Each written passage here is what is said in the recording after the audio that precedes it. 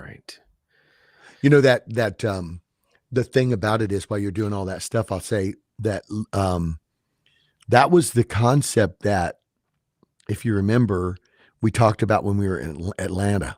Right. Right. But not nearly as developed. Yeah. So what happened was, I saw the book. Mm-hmm. I saw that book, and I'm like, man, I don't want to read the book. So I'm looking for. So I found a book review on it. Yeah. So I'm like, that's all right, whatever. So I found a couple of book reviews. So I put those in Chat GPT and said, what's the essence of this book? And I don't know where it got information from or whatever, but it like really expanded it. And when it expanded it into this thing. It said, like, really, it said, a risk averse church is a church that doesn't do well missionally. Right. And so it talked about a risk averse church and why it looks for programs and it looks for things that create consistency and constancy and stability and whatever. And it said, based upon the concept of liminality. So then I started searching, like, liminality. Like, I'm like, man, I think it's more than a canoe trip. Right. Right. Which was kind of the original conversation, Yes. right? Was built around shared experience, Uh-huh. the bond that comes with that. And it's much deeper than that. Much deeper. Clearly. It's that, well, and what's interesting is that I don't know if this made it into the notes. I don't think it did, because I tried to focus the notes on liminality because I knew we understood that right together, Right. But there's another element of the book that talks about that the other piece of that is that it builds communitas. Mm-hmm. And that is where the stability comes from. And that because of the fact that we don't, in the North American church, just simply because of the way that we live sort of independent, segregated lifestyles. Yeah. It goes back to not being a collectivist culture. Because of the fact that we live individualistic, we have an individualistic culture. We don't have natural, just from a societal place, we don't have community. And so liminality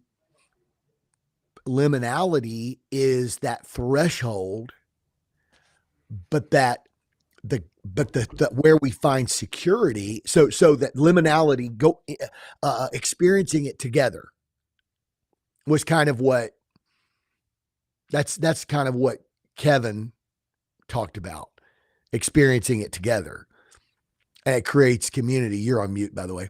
I am. And so, can you hear me? So yeah, now I can. Okay. And so it disconnected for a second. I don't know what happened.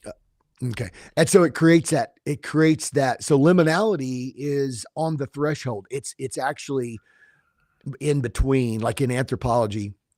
I did some research on like anthropologically, what is that? That's where the word has more of its root, right?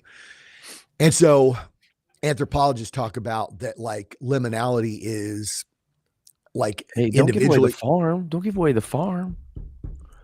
Do we even have anybody on? We got people on, man. Okay. We got some folks on. We've got Mr. Palad. He wants to know, are we going to be fun watching today? I think that's in the eye of the beholder. Well, and that's why we're in the top 2% of podcasts worldwide. Let's go. You don't get there without being fun, man. The one and only Nicole wants to know if I got rid of my tapeworm. I'm not really sure what that's in reference to. I must be missing. Am I missing something? Is there? Am I?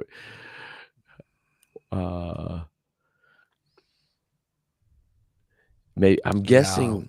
It's maybe. Is there like a sci-fi deal? Maybe, is that what it is? That's interesting. I just pulled it up. Uh-huh. It says the Kree are fictional militaristic alien race from the Marvel universe. They're known for their technological and scientific advancements and the brutal fascist empire. They're humanoid creatures with blue or pink skin, 5 to 8 feet tall. Huh. That's Interesting. quite a span. That's quite a Didn't know that. I didn't know that. No, this is in homage, to go back to our last oh episode. Lord. It's in homage to Coach JW, James White, James back in the White. day. Cree, JW. what you doing, Cree? Why they call you Creed? Why they call you Cree? That's what he said.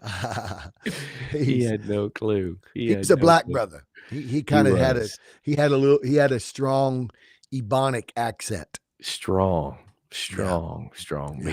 he was here's how like, people make an impact. Here, like, he was just so fun Yeah. that still to this day, Yeah. 30 plus years later, me and my buddies still talk about it. Like, Yeah. there's a there's a Facebook account, and he always would say hula hoo. We'd say hula hoo. One of his funniest ones ever, bro. This is one of the funniest ever. He said, I think it was to Chad Brink. He said, B, do you want a bunt or a single? So Well, if I get on base with the bunt, I guess I want either. I think he was saying, do you want a bunt or a signal? But it came out, do you want a bunt or a single? Oh, gotcha. So yeah. So we had some good times with JW. So in homage to J-Dubs, Creed Dillahan. Yeah.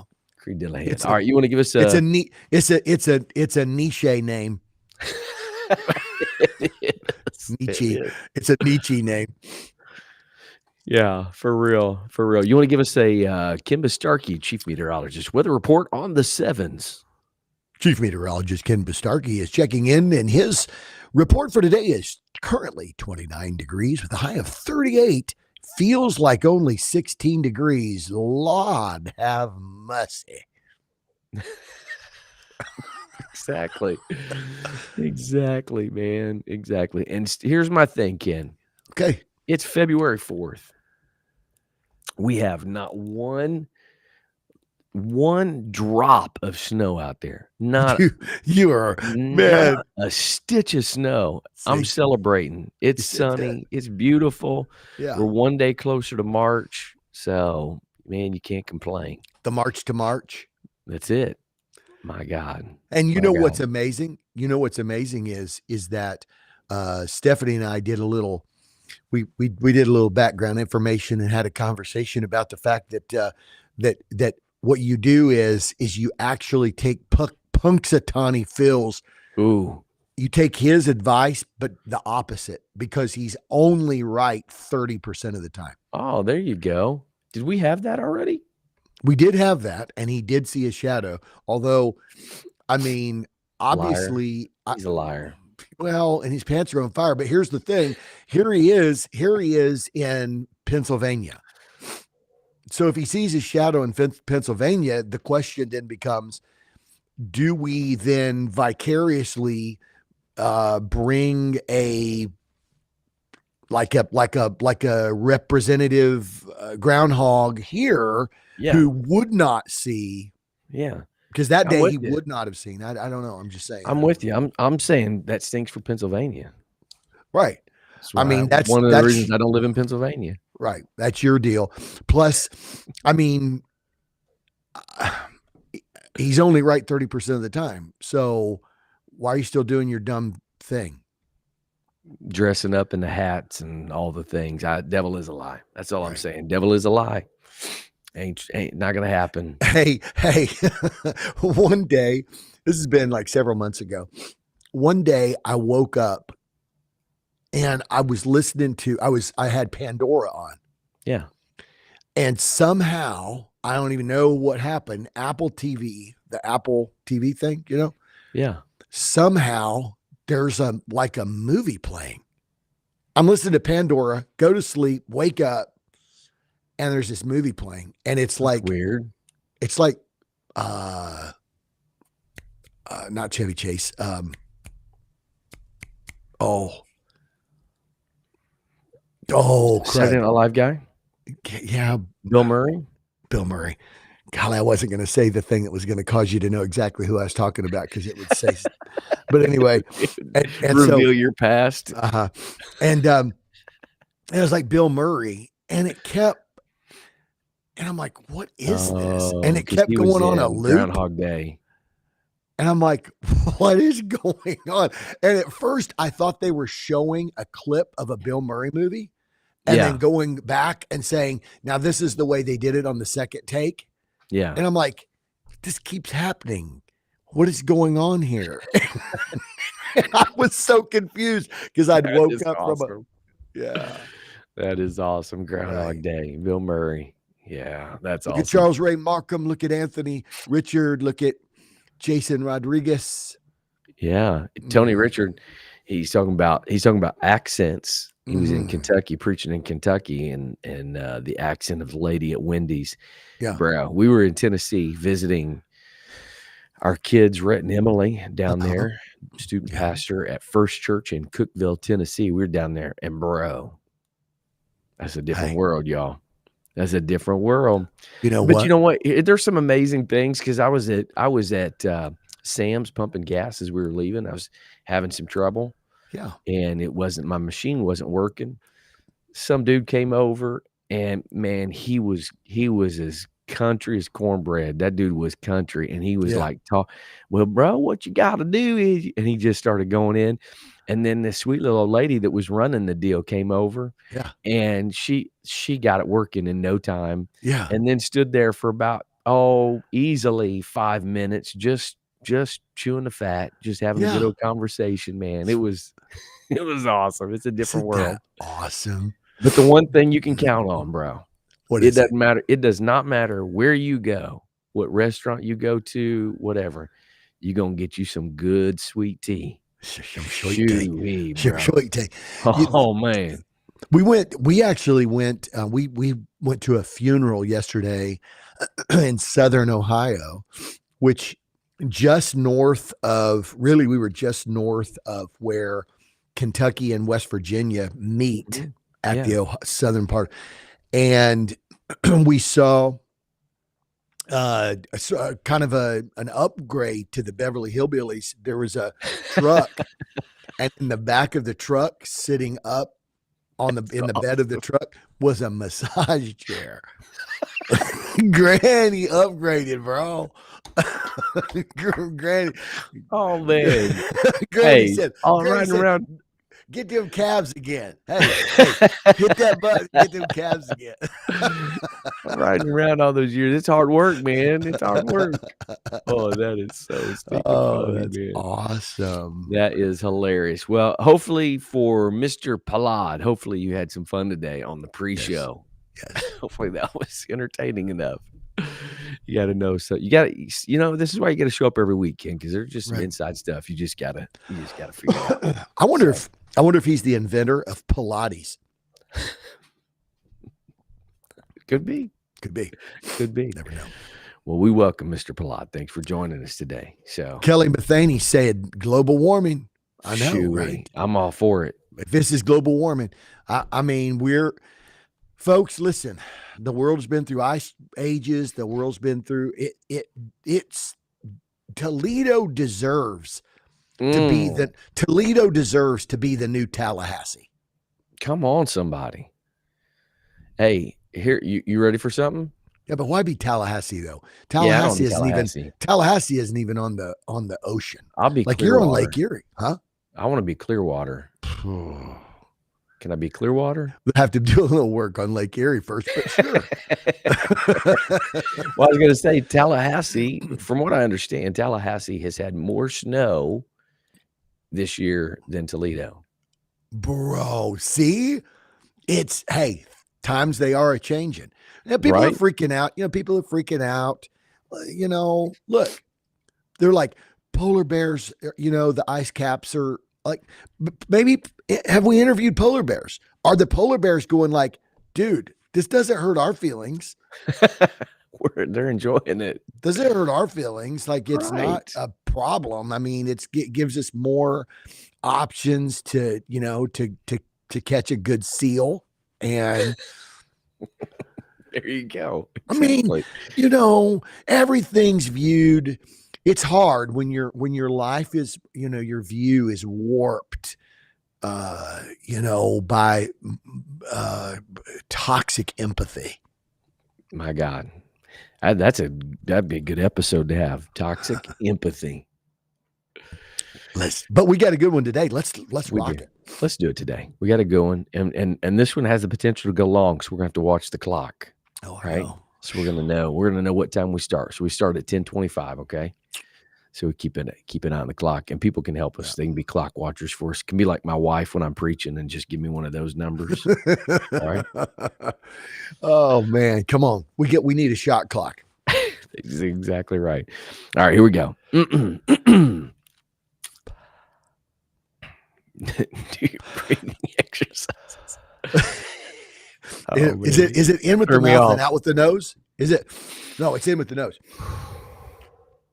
Okay. There we go. All right. 3, 2, 1. Hello, everybody, and welcome to the Mobilized Church Podcast. This is Chris Dillingham, alongside my big brother, Ken Dillingham, Jr. the Third. Although, Ken, when we first got on this morning, it wanted to log me in as Ken Dillingham, Jr. the Third. It just threw me off today. I don't know. I don't know what's going on, but it's been all kinds of crazy. I've never logged in this way.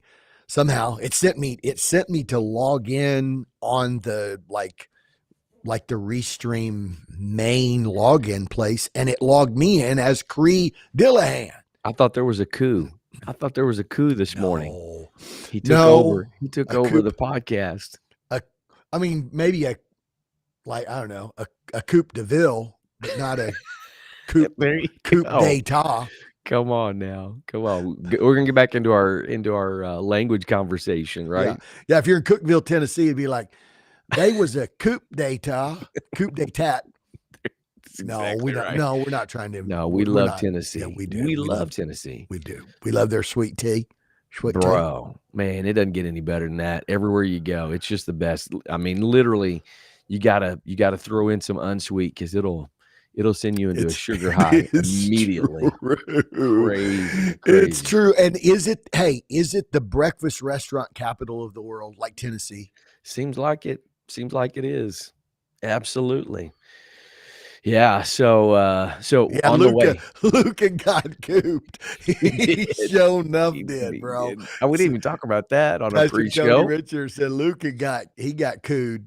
He sure did. A lot of people woke up the next morning thinking there was some kind of a joke, but Luca got traded. So a lot of excitement going on, man. There's all kinds of excitement. There's political stuff happening. There's NBA news, which I honestly probably have not watched 3 minutes of an NBA game this year. It's just almost unwatchable. But that's a whole different conversation. It is unwatchable. Yeah. You got predictions for the Super Bowl? It's going to be a good game. Powerful. It's going to be a good game. It's what's interesting is it's a good game, and it's going to be two extremely similar styles. Yeah. Like it's not going to be, I mean, neither one of them are ultra pocket passer type.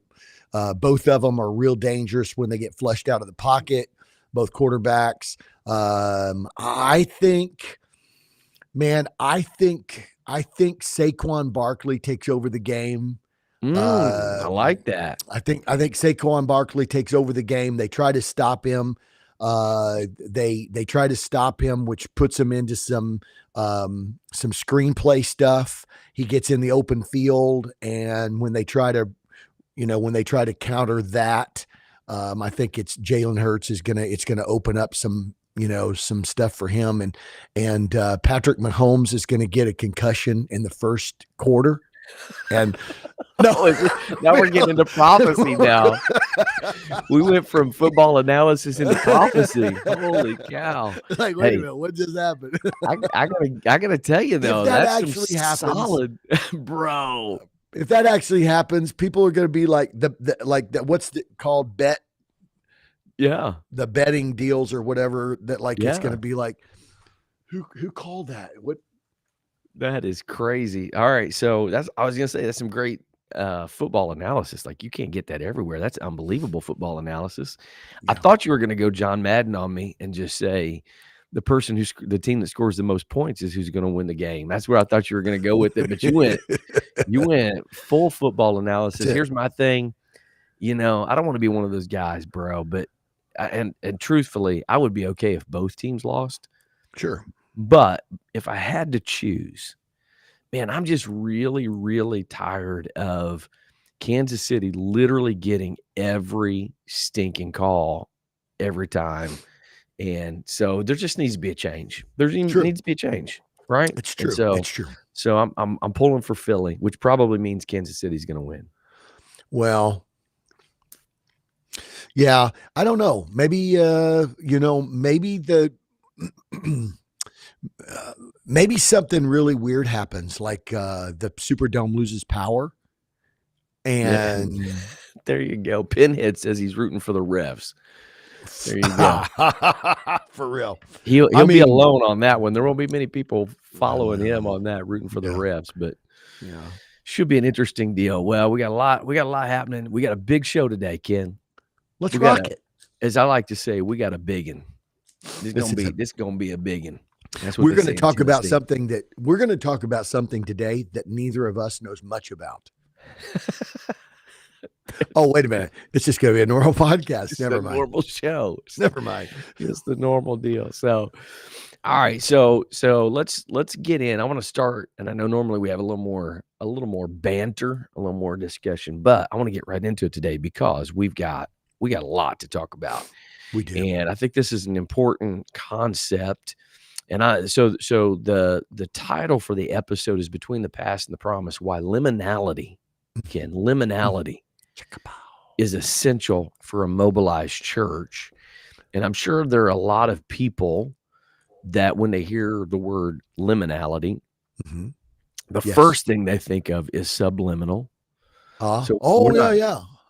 We're not. I was thinking you were going to say Sour Patch Kids, but Liminality. No. Arnold Palmer. No, Arnold we're Palmer. Hey, Arnold Palmer is sweet tea with some liminality.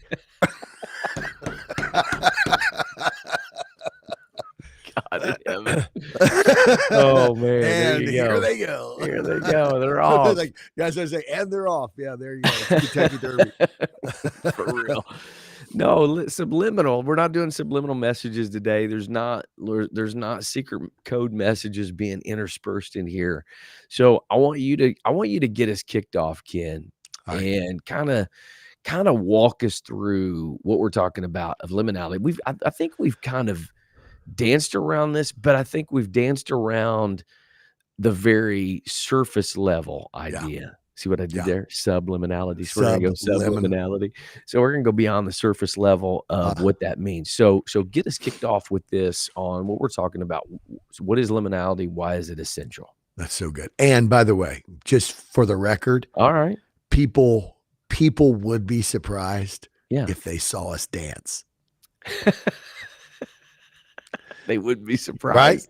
Right? Like the songs, you didn't love me because I couldn't dance, but now I'm back to show you. You know what I'm saying? Come on now, that's right. So all right. So we are, I think the thing that maybe even really the best way to start it off today is kind of hitting on this idea of, have you ever been in a position, have you ever been at a time in your life when it feels like you're stuck maybe between where you were and where God's calling you? Have you ever been in a spot where you feel like you step out in faith, but the destination wasn't clear? So that space between where things feel uncertain and risky and even maybe unsettling is what we call liminality. And so today we're going to explore why it's not just a challenge but it's actually one of the most powerful places that God uses for transformation. And liminality, um, it comes from a Latin word that means threshold, the Okay. lemon part of liminality, which is the space between what was and what is becoming. Not a threshold, not a physical threshold like the space between the outside and the inside of your house, but a threshold between what has been and what's going to be. And it's kind of an anthropological term that and in anthropology, liminality speaks of sort of more like rites of passage, Right. um, uh, tribal initiations, or moving from childhood to adulthood. Uh, like high school graduation is a type of liminality. College, getting your first job, getting married, those are all, you're moving from what has been to something that hasn't been. And but what we find is that in faith, liminality is kind of that spiritual middle ground where you're kind of between what you've known and what has been and what has become common, and what has become expectant in your Mhm. life, you know. Mhm. And it's a place where liminality is a place where sort of your faith is tested, your your perspective about things is tested, your dependence on God deepens, and it's a place where there's a great possibility of transformation. And I think, Chris, that when we think about liminality and we're talking about this, when we think of it from an anthropological term, we think of rites of passage. We understand that, no, there's something that drives us as humans to, like get married, or there's things that drive us as humans toward being independent or whatever. Yeah. And the thing is that there's something in us, and we're going to talk a little bit about this, but there's something in us, I think, by God, that sort of pushes us towards potential, the divine potential, but that we have because we're in a fallen world and we're vulnerable as humans, and we're creatures that, I don't think that we're creatures that crave comfort as much as we are creatures that crave the predictable. And Sure. so we have to really be careful in moments of liminality, because our nostalgia will try to cause us to reinforce what has been. Our fear of the unknown drives us more towards holding on to what has been. And Yes. we have to be able to understand that liminality is, though it is scary, it is a moment of tremendous potential. Man, absolutely. And that comfort piece, like the predictable, I do think the the American dream culture has definitely crept into the church where we value the comfort and we try to resist anything that Yeah. that displaces that comfort. Yeah. And I think, as I was thinking through this morning, I was thinking, you know, God often brings things into our lives, situations, sermons, messages, books, people, whatever, to move us out of that place where we get, like you said, kind of that settled, the comfort, the predictable. We get that, and God has ways of kind of trying to come in and unsettle that, Yes. not for this, not to harm us or whatever, but to move us into what you're talking about, to move us into that place of transformation. And I think here's one of the dangers, Ken. We can talk about this in a minute, but I think one of the dangers can be that we often, if we overvalue that comfort and we Mhm. become resistant to God moving us into those places, then what can happen is we can develop a lifestyle and a habit. I think this is where a lot of consumeristic Christianity comes from. We develop Mhm. kind of a lifestyle, a way of living, a habit of our faith that is just, we don't ever experience that. We never step beyond what we already know. And then the unintended consequence of that is the predictability Mhm. produces kind of a a Mediocrity or mediocrity. Yeah, that's a great word for it. Kind of a mediocrity. There's no, it's kind of boring. There's nothing to it. And we're Mhm, like, well, there's nothing to this. It's almost like a marriage that people aren't investing in and pouring mhm, into. And then mhm. they wake up, 22 years later and like, I just don't love this person anymore. Well, that didn't just happen overnight. Right. You haven't made the investment that's necessary to Yeah. build that and to cultivate that. And I think this is a huge part of our walk in relationship with God, to keep the vitality, you know, to keep that vitality in that relationship. You've got to constantly be willing to push beyond that place of comfort and go into these places where we're talking about. Yeah. And I think, as you mentioned, you said God pushes us into these places. And I think we have some pretty profound biblical examples. I mean, you find that God uses moments of liminality, these rites of passage that is almost like it's almost like the requirement of God. Like, Yeah, sure. without faith, it's impossible to please him. Yes. And so it's there's this idea, and we'll sort of flesh this out a little bit as we go today. But you think about Abraham in Genesis chapter 12, when God told Abraham that you are to leave your country and your kindred and your father's house. Why does God make that a part of becoming the father of the nation by which the Messiah would come? Yes. The heritage and progeny of that. I mean, actually, the promise of Isaac and the whole thing was that there was, Paul even says it. Paul even says it in the New Testament that he wasn't talking about seeds. He was talking Yeah. about so shall your seed be. And Paul highlights this idea that the actual outcome of the promise that God gave Abraham was Christ. Right. And having seen Right. him afar off, so here's Abraham that God says, now here's how the journey begins. It begins with you embracing the unpredictable and the uncertain. The children of Israel in the wilderness in Exodus, the when they leave the Exodus from Egypt, they go to a place where they said, "Why did you bring us to this place?" Sure. In fact, the fact that they stayed there for 40 years is because they did not pass the liminality test. Right. Um, Right. Which right? would they seek? They sought the comfort. They sought the predictability. We need to know where our food's gonna come from. We've got it. Did you bring us out here to starve? Like, Right. we need these answers. We don't like this unknown place. Yep. The disciples, Jesus comes and says, come follow me and I'll make you fishers of men. What does that mean? Yeah. I mean, Yeah. what does that mean? Come follow me and I'll make you fishers of men. And the Bible says, and they put down their nets and followed him. Yeah. Like they embraced the liminal moment. And so I think that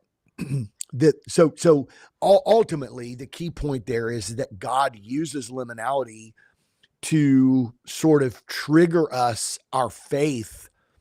It's not just preparation, but it's like it literally liminality triggers us to step beyond what is safe and comfortable and the known and the predictable, and it's the step that goes into the place of the unknown that really is stepping out onto God's promises. That's so good, man. That's so good.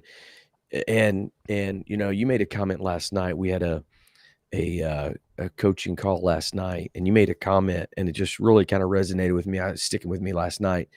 And you said, in order to follow Jesus, you have to drop something. Yeah. And that Yeah. that at the beginning of our walk in relationship with God, I think there's that understanding. I think there's that, like, we Mhm. know, man, if I'm gonna have to leave some stuff, if I'm gonna follow him, I'm gonna have to leave some stuff. And it is that unknown place. It's the place where we don't really understand, but there is that faith. Like you said, God uses liminality as the preparation ground for greater purpose. There is it, maybe not, we don't have the full understanding of the full knowledge, but we just intrinsically know when you become a disciple, like, I'm leaving some stuff behind because I believe that there's something better, that Jesus has something better for me. Yeah. And Yeah. I think the challenge becomes, Ken, the longer that we follow Jesus, the longer that we Mm. walk with him, how do we maintain that? How do we Yeah. keep that? Because when I came to the Lord, I had a lot of stuff to give up. I had a lot of, a lot of things that Mm. I'd built my life on that were clearly inadequate, which led me to the condition I was Yeah. in and whatever. And so that's pretty clear. Now I'm walking with the Lord. I'm trying to be faithful. I'm trying to be a worshiper. I'm trying to do, like, what I'm saying? Like, I'm doing all of these things. Yeah. So Yes. as a believer, and maybe I don't want to jump ahead too far, but Yeah. just thinking through this, like, initially coming to God, you can clearly see where that's at. Yeah, I think where the rub gets to is in the daily Yeah. walk. Dude, you know what, Chris? Yeah, I think this brings us into this piece of why we as individuals in the church kind of resist Mhm. liminality.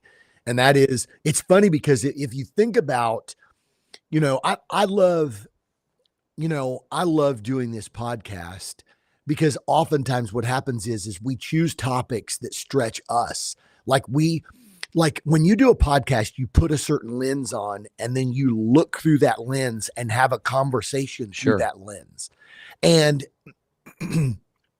and like today we're having this conversation about this concept, and the very fact that we're doing a podcast is forces us to talk about and see things through that lens. And today I'm thinking about like the ministry of Jesus, how many times Jesus sort of highlights and forces liminality to be the atmosphere of a person's decision to follow him. Like you just said, putting Mhm. something down. The guy says, hey, I want to come follow you. Let me go bury my dead father. And Jesus said, let the dead bury their dead. And you're like, huh? But what Jesus is saying is if if you want to follow me, come follow Yeah. me. They said, we want to go to your house. Can we go to your Yeah. house tonight? And Jesus says to them, the foxes have holes and the birds have their nests, but the Son of Man has nowhere to Yeah. lay his head. Basically, Jesus is saying, I will take you with me on this rite of Mm. passage. I just want you to understand that I am living a life of liminality because I've come to this place. For this cause came the Son, came I Sure. into the world. Basically, Jesus was saying, my life is a rite of passage from death Yeah. to life. Yeah. And so if you're going to be my follower, you're going to have to embrace the liminality. You can't take it with you. Well, I bought ox and I've got to go try those. I've got, and basically Jesus says, anybody who wants to follow me saying, hey, can I bring this Yeah. along too?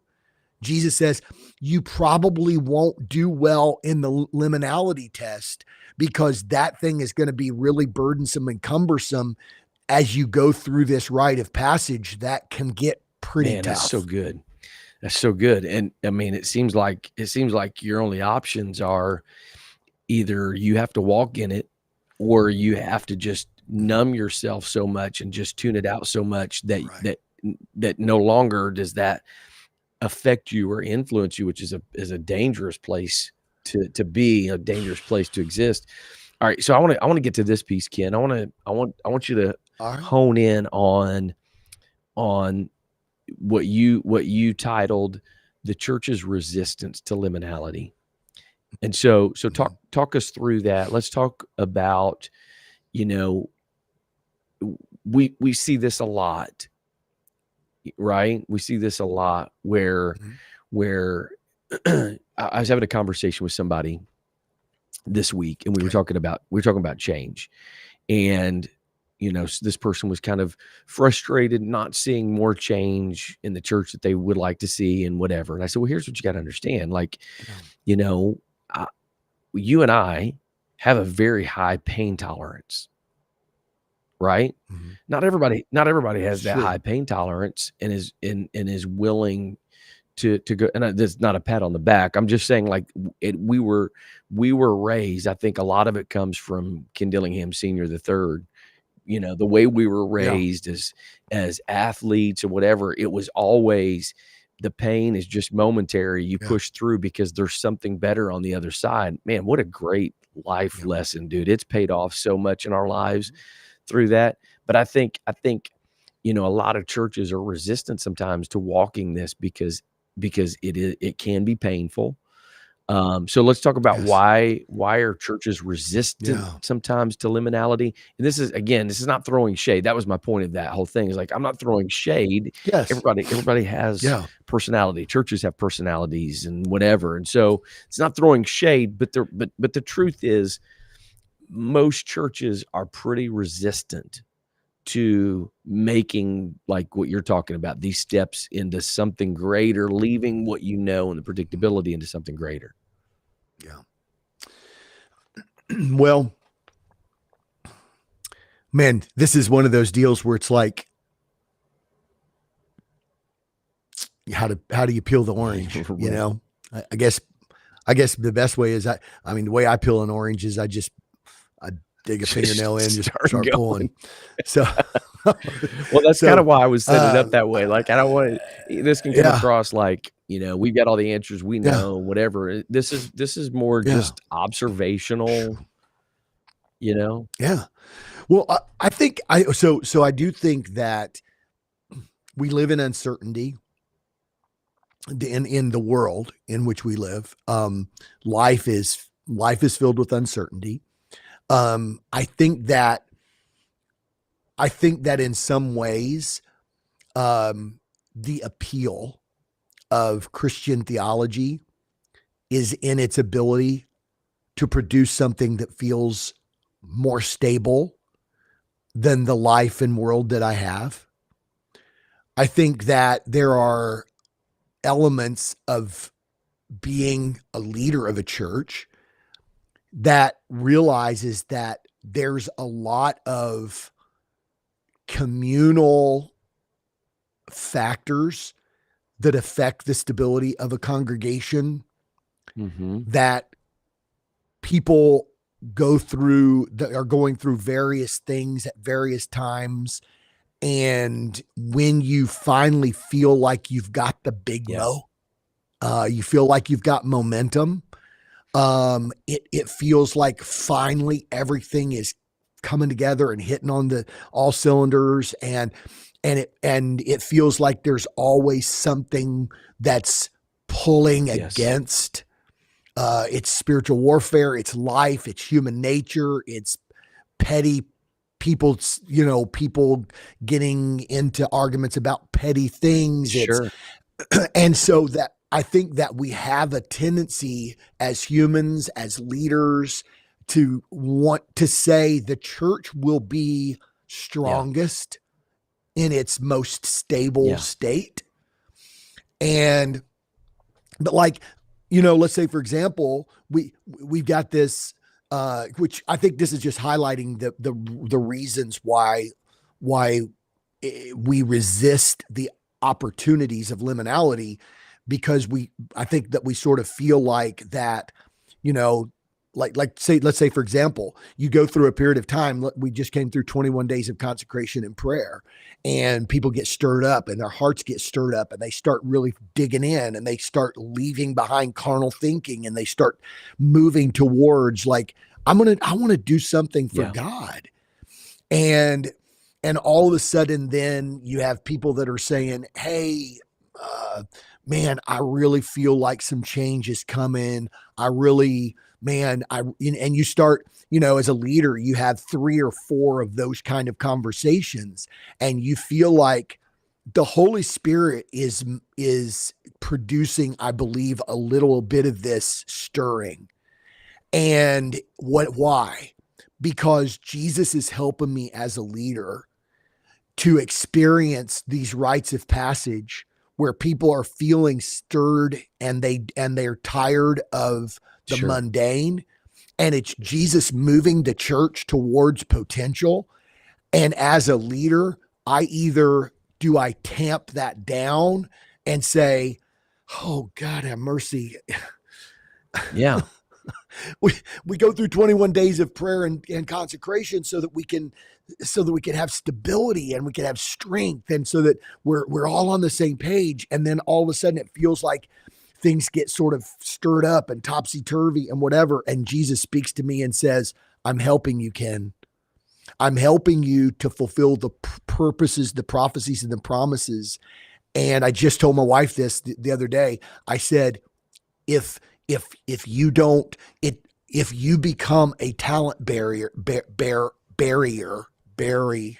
to bury, not barrier, like a barrier of talents, then Jesus is going to say you're a wicked servant.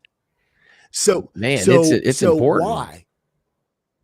Yeah, like you're like, we got to preserve this, and we got to. And Jesus basically says, the one person that didn't pass the liminality test, because I knew you were a hard Lord, and I knew that you were, and you reap where you didn't sow, and you and so I didn't want to lose this, and so I buried it so that at least I could present it back to you.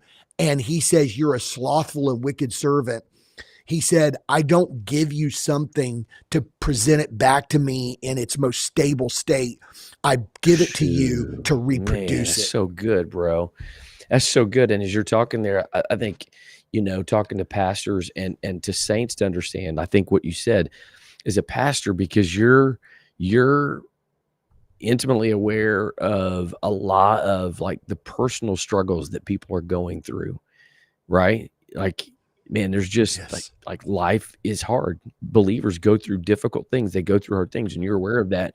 So a Yes, lot they of do. times you can start to, like you said, prioritize, the comfort piece over, man, we've gone through so much, we've dealt with so much, man. Let's just have like just some peace and just some comfort and whatever, which unfortunately is minimizing, what God can do or what God Mhm. wants to do.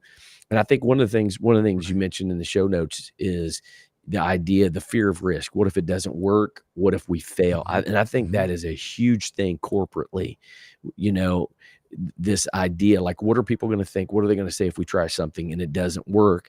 And this is where, man, the mindset of, we never lose, we win or learn. And as long as we're trying to be obedient to what we feel like God is calling us to do, there's no guarantee. Hmm. That's the thing, is like there's no guarantee that everything that you do is going to work 100% right. And then how do you define working, Hmm. right? Hmm. Like, Hmm. Peter jumped out of the boat, he walked on the water, but he also sunk. So did he win or Yeah. did he lose, or, was it a success or was it failure? Like, there were Hmm. some components to Yeah. all of that in there. And I think sometimes Jason Trumbull, disciple maker here in Toledo, says, sometimes if we're not careful, we can disguise fear or caution as wisdom, which ultimately can delay us and keep us from where God wants to take us. I mean, I think there's a lot of truth to that. How finding that balance of of you know um like godly wisdom, knowing when to move, not being like just rash, right? Not just doing something to do Bro. something, but I think we tend to lean more on the side of caution than we do on the side of, man, let's try to follow where God is leading us, even if it's a place to the unknown. That's so good. That well, and and think about, so think about this. I like to think about from the individual's Mhm. perspective. Um, you know, like from a personal individual, like the average church member, we spend a lot of our life trying to work towards stability. We don't really spend our life looking at and working on embracing Yeah. instability, because instability feels scary. It here's a okay. So to think of, like, okay, so like what would emotional or mental, what would it be to be in a state of having emotional or mental instability? And I don't mean like instability meaning like Yeah. mental illness.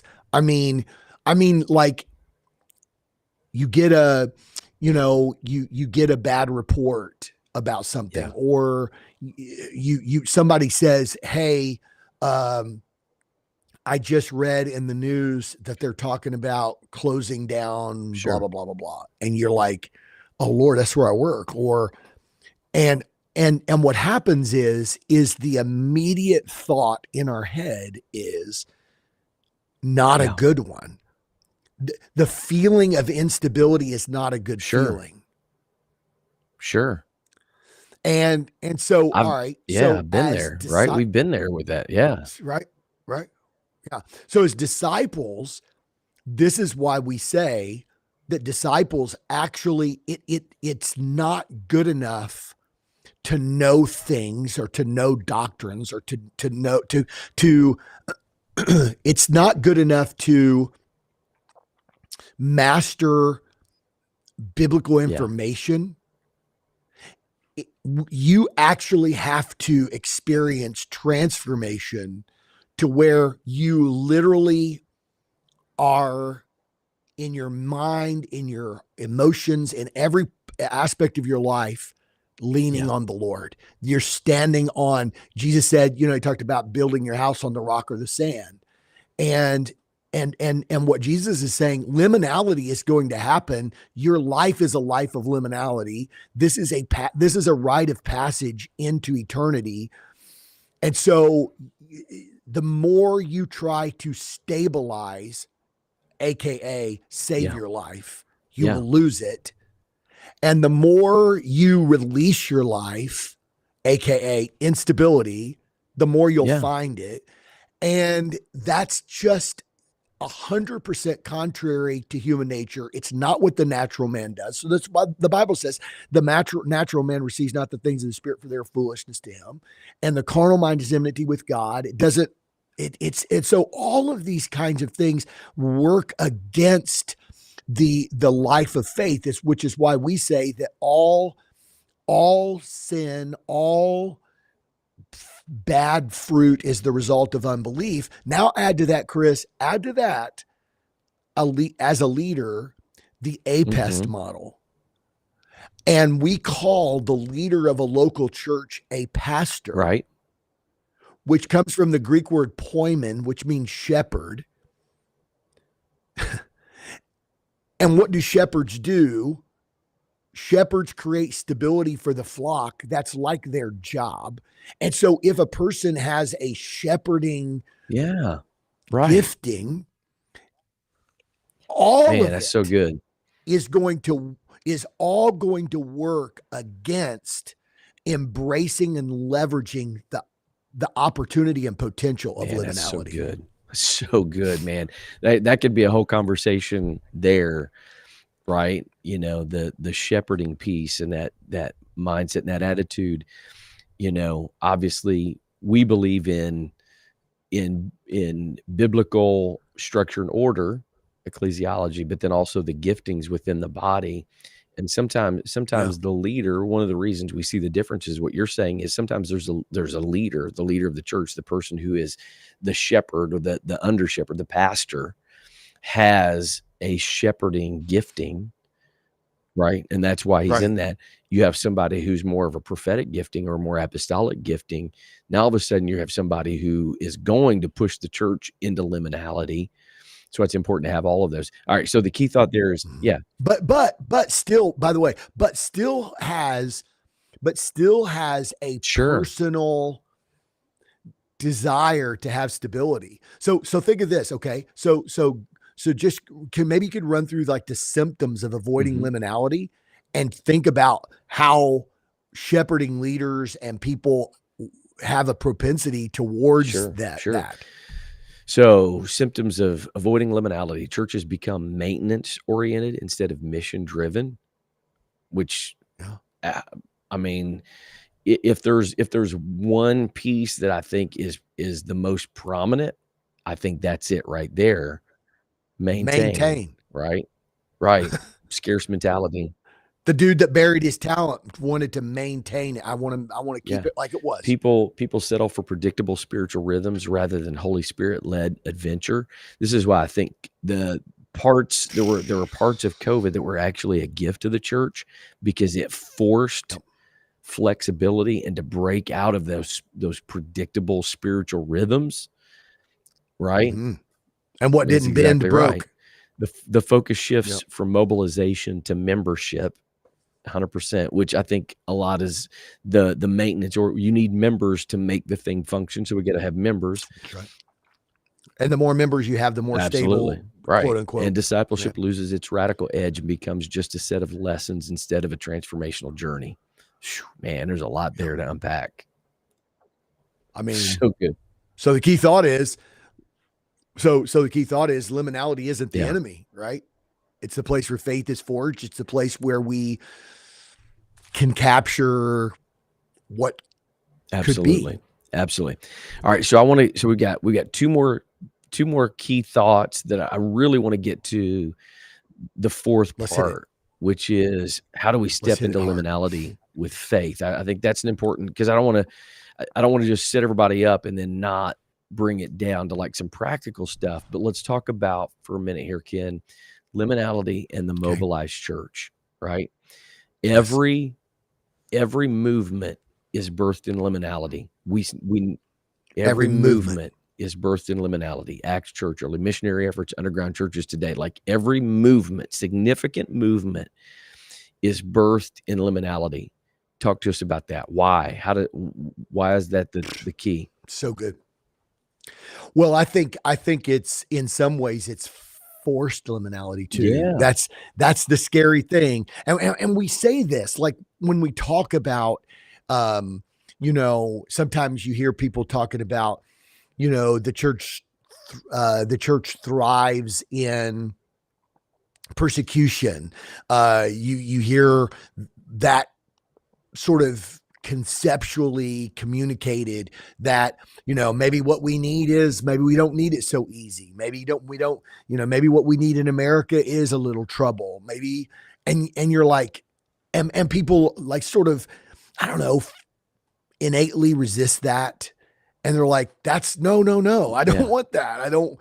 And I think the important thing is that we understand that the Acts church, the first century church, the early missionary efforts of the Apostle Paul, the early missionary efforts in North America, pioneerism, all of that is birthed, like manifest destiny. The American historical period of manifest destiny, all of that is an embracing of the possibility in the midst of I would say solvable, unchanging, unchangeable, like liminality. It is the Wild West. It is the persecution of the Book of Acts church. It is the persecution of the underground church in China. It is the lack of ability to just do things in a way that creates all of the human feelings of stability. And so what happens is that, which we don't even have the time and the ability to speak of how these things actually produce communitas and true koinonia. Like it produces this ability for everybody to say, we need everybody, and we need, which is where we focused before on liminality, was that piece of it. And now we're diving deeper into it. So I think that what we find about movements, and let me just hammer through these, and I'll let you comment on these things. But what we find in movements is that there's usually some element of unpredictability, would be like pioneer type thing, that there's some element of persecution, that there's some dimension of that there's that things are topsy-turvy, or I can't control it anyway. And so there's this, so faith becomes, Stephanie and I just watched this thing about the faith of coming up out of slavery. And, the Black History Month, they had a deal on PBS, and they were talking about the faith of slaves and how this coming out of slavery in the mid 19th century and whatever produced, it was unpredictable. It was hard. And so there was a lot of embracing of liminality. you don't disciple people who are comfortable. You disciple people who want to change or need Yeah. to change. And so these liminal moments push people into dependence on the Spirit. That multiplication doesn't happen when things are stable. But like people talk about, well, we're going to have children when things sort of stabilize. And it's like, no, you'll never have children. Because having children produces Mm-hmm. instability. And Mm-hmm. so mobilization, multiplication, all of those things, right? The principle of hot coals. Who are the hottest coals? The people who wanted the most Yeah. change. Right. So liminality is literally, Chris, the driver of Yeah. movements. Yeah. So good. And I love the statement, you don't disciple people into comfort, you disciple them into kingdom risk.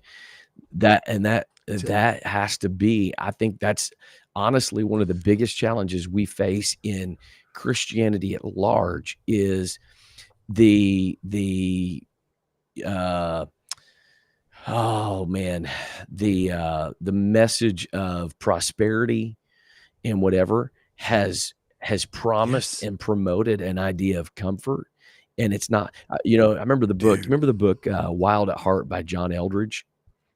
And, I in do. that book, he talks about the reason there's been such a dearth of men in Christianity at large has primarily been because it's been a religion it's Yeah, been a that's right. religion that Yeah. lacks risk. Men inherently have kind of a need and a desire to be risk takers. I know that's overgeneralization and stereotypical, whatever, No, that's good though. That's a good connection, but Chris. That book it says that this says right this here, very doesn't it? thing, and that Yeah. men coming to a church and being told, like, just be passive, be complacent, don't do anything. There's no vitality there, and what we've got to do, and I don't know that he fully grasped, like his whole focus was like the adventurous part, and I think he was kind of tapping into what we're talking about here for a little bit. I don't Mhm. think he quite took it the next way, but Yeah. I do think that that's part of what has produced kind of this malaise in Christianity is the prosperity thing, the Yeah. lack of adventure, the lack of challenge, like all that kind of stuff. And what we've got to embrace, Ken, as believers is God didn't call us into comfort, right? He called us into kingdom risk. And when you experience that kingdom risk, man, there's a vitality. There are consequences. You do experience resistance. You Yes. do experience those things, but there's something in us that And you do experience crazy pressure. 100%. But bro, what do we talk about? We don't talk about the times and the seasons where there was nothing going on, everything was just gone. We talk about, man, dude, we came through some stuff, or we saw God do this. This happened. We were in financial straits, and look what the Lord did. Or we had a problem, with facilities or something, and had a fire. God moved in an amazing way. We talk about those things. The liminality pieces are the things, the communitas. They forge, they forge, they forge our perspective of our Yeah, perseverance. The book of Acts church, don't preach in Jesus' name. And there was this unity around it. No, we're going to preach. God, give us more boldness to preach this. It was we understand we're living in chaotic times. And so just hunkering down in the upper room and being silent is not going to get the job done. What we need is the boldness of Jesus to step out. We know there's going to be resistance, but what came with that, Ken? Jesus Yeah, added to the church daily. The church experienced radical sure. multiplications. A great number of priests were added to the church. Why? Not because the early church sought comfort, but because they were willing to embrace liminality. Woo. Man, listen, that right there, Jordan Peterson, is this is when you said that about in Wild at Heart. Wild at That's what it's heart, called, yeah. right? Yeah. Um, John Jordan P. I say John Jordan Peterson said one time. He said, I'm not good because he said a person's not good because they're Mm-hmm. safe. He said, if I don't have the ability to be dangerous, then my goodness is not goodness, because goodness is a decision to be. So this idea, he said, and he specifically says, this is the problem with modern Christianity, because it asks men, because somebody said, I don't know if you've ever seen that question. This guy says, um, your when you go to speak, 65% of your audience is Mm-hmm. men, but yet 35% of churches Mm-hmm. are men. Why do you think that is? And he says, because churches ask men to be Mm-hmm. safe, and churches don't like people who aren't safe. And so I think this is the thing.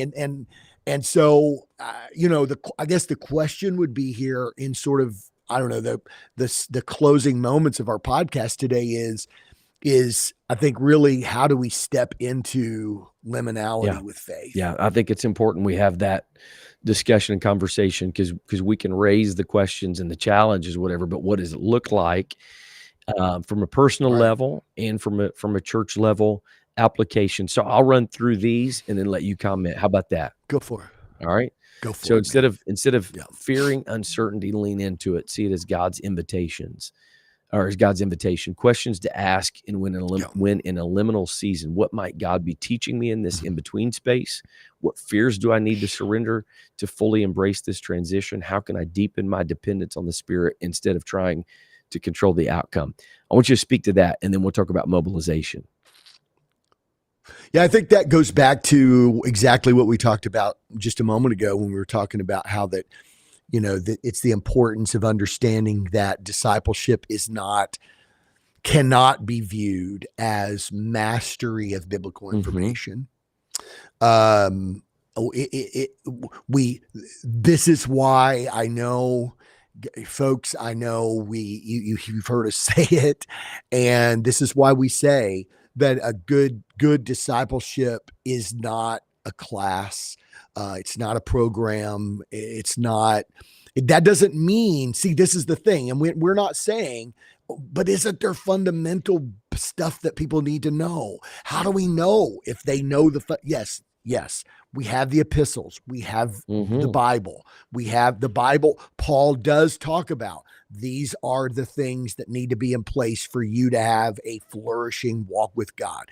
We do need to teach people how to pray. We do need to, we do understand that Jesus said, you'll know the truth. And what if people believe things that aren't truth? What if they, what if their belief system isn't built on, they need to know the right things, and they need to know. What we're saying is, we're not saying, when we say that a good discipleship program is not a discipleship class, it's not, what we're saying is, it's not a person isn't going to be a flourishing Christ follower because we've taught them how to master the information. That's not to say that the information isn't important. What we're saying is that being a disciple is, Jesus said, you shall know. The word, it comes from the root word ginosko, which means to experience it. You shall know the truth, and the truth will make you free. There is an end result. There's a product. You will experience freedom. Freedom from what? And I think that's the thing. It's the freedom of the uncertainty. It's the freedom from fear. It's the freedom from trying to build your own security. It's your freedom of trying to make life stable on your own. When you can know all of the information, Jesus says, take no thought for what you'll eat, what you'll wear, where you live. And yet there are Christians today that are freaking out, biting their fingernails off and twiddling their thumbs and beating their head against the wall, trying to create their own security of feeling the personal responsibility of where I'm going to live, what I'm going to eat. And they have all that biblical information in their head, but they don't have it in their faith center. That's the thing that we're saying. Disciples have to become transformed, that what they literally believe becomes the foundation of how they see the world and themselves. Man, that's so good. 3 questions. What might God be teaching me in this in-between space? What fears do I need to surrender to fully embrace this transition? And how can I deepen my dependence on the Spirit instead of trying to control the outcome? Bro, those 3 questions are so critical and they're so important in walking through this. All right. So for mobilization application, right? So looking at it personal level, church application, challenge your team or congregation to step into mission before they feel quote unquote ready. Move people from Yes. passive learning to active faith. And yeah, That's the yeah. piece there. The mastery of information. That's passive learning. Normalize Yeah. taking risks in disciple making. And I think we could obviously we can understand challenge team congregation step into mission before they feel ready, which is a paradigm shift for a lot of people. You know, we feel Yeah. like we Yeah. can't release them until we, can fully know everything and feel 100%. And what you do is you steal away the most potent season that they have. Like, we know most people win the most people, in those first couple of years of being converted or whatever you want to say. And so obviously we want to change that dynamic. We want to change that paradigm, but it speaks to that. We feel like we've got to get them ready, and you're pulling away the potency when all of their connections, all of their people are lost people. All of the people around them are people that need Jesus. Release them to do that, or people that maybe have never done it and they feel inadequate, whatever. How do we, releasing them has to be important. You talked about the passive learning to active faith, normalizing risks in disciple making. Speak to that real quick in closing. What does that mean? How do we normalize risk taking in disciple making? I think it's two part. I think it's from a leadership perspective. I think it is understanding that that if you're going to have potential, there's going to be risk. I think that that we do, man, we're risk averse. Totally. I mean, we are. I mean, humans are risk averse. Americans are risk averse. It's just, man, we've done everything we can to try to, like modernization, Chris. Modernization is the process of removing as much risk as possible. Like, that is modernization. Like job security, food security, grocery stores. Like, why do we have grocery stores? To remove food insecurity. Sure. Absolutely. Like, I mean, there's so many things that we can, that we can talk about. Like, it's so crazy where we, as leaders, we got to realize that where there is the most potential, there is also usually the most amount of risk. And then I think as individual believers on mission, normalizing taking risks means, like, don't be afraid of rejection. Don't be afraid of, like, your rite of passage into being what God has called you to be and wants you to be, like that thriving. That, one of the things that they talk about when people, one of the rules that they determine when they send something to hospice, when they send a person into, or put them into hospice care, is that there is a medical determination on a person's life, and the medical term is called failure to thrive. And when a person goes into a period where they say they've they have a failure to thrive, what does that mean? It means they don't want to eat. They don't want to get out of bed. They don't want to, that's failure to thrive. And that's evidence that something is moving towards irreversible dying. Oh boy. My goodness. And that's when it goes into hospice. And I think the church in North America is moving towards failure to thrive. And I think that disciples need to understand that failure to thrive is a desire to just be as comfortable as possible, period. No, I don't want, I don't, what if that means having a feeding tube? I don't care. I don't want to eat. I don't want to, like, and so this idea of like going, like going to church and just do it for Mhm. me. Just do it for me. Just study for me. Feed me. Just preach me a sermon. You study. You pray. Pray for me. Put oil on my head. My goodness. You know, failure to thrive. It is an evidence of a church moving toward hospice. And so, if we could call people to a place that says, "Listen, listen, listen. Embrace the risk, because the risk is evidence of My goodness, potential." what a powerful way to end it, bro. I hate to even say anything beyond that because I want people to go back and listen to what you just said, that the modern church is moving into a phase of failure to thrive. Bro, that's so Yes. powerful, and the way that you laid that out, as a leader, everybody's experienced that. You pray for me, you get the answer for me, you sick the word out, like, you do all those things for me.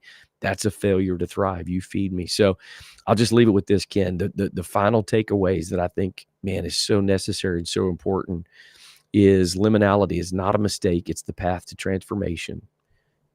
Number 2, every great move of God happens in moments of uncertainty, challenge, and adventure. And number 3, a mobilized church is one that embraces risk, not one that avoids it. So we want to challenge the listeners today, Ken. That's what our goal is we want to challenge listeners. Bro. Where in your life God. or church do you see a liminal moment happening? And what is one step Yeah. of risk that you can take today to embrace it rather than Yeah. resist it? This has to become the way of Has to life. be. This is the way of This has to life be, Chris. of a disciple of Jesus, 100%. And thank you, Kevin Beasley. Our friend Kevin Beasley jumped on, and I want to quote this real quick in closing here. It says World War II Normandy vets walk in reunion 50 years after they fought and bled together. They enter opposite sides of the room. Their eyes meet through the crowd, and no words are necessary. I'm gonna cry reading this. They communicate by their expression. I remember what you did for me, brother. Do you remember why we went through this together? Arthur van Gennep originated the concept studying African tribal rites of passage in the bush of Africa. The boys become men Shooey. together. Shooey. In Man, that's Jesus' so name. good. That's so good. Great conversation today. Great comments. We appreciate everybody joining us and being a part of this discussion. And we may try, Ken, to do something on social media to engage the conversation about this because I think this is so powerful and so needed. So we may put some Agree. stuff out there. So check us out, the Dillingham Group, all of the social media accounts. Make sure that you're following us, have notifications turned on. And man, we love for you to engage and spread the word about these types of concepts and discussions. So again, thanks for joining us. We look forward to coming back to you next Tuesday around 10 o'clock.